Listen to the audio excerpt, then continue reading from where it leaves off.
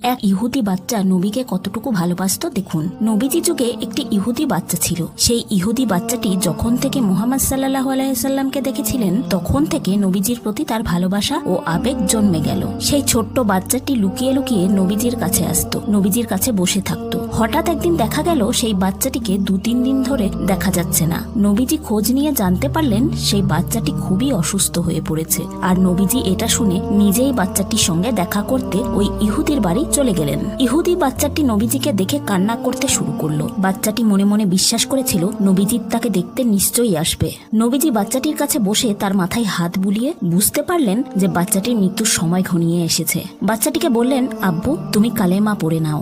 বাচ্চাটি তার মা বাবার দিকে তাকালো। বাচ্চাটির প্রতি নবীজির এই ভালোবাসা দেখে তারা কালেমা পড়ার অনুমতি দিল। বাচ্চাটি কালেমা পড়ে দুনিয়া থেকে চিরবিদায় নিল। নবীজির চোখ পানিতে ভিজে গেল। তিনি বললেন বাচ্চাটি জাহান্নামের আগুন থেকে বেঁচে গেল।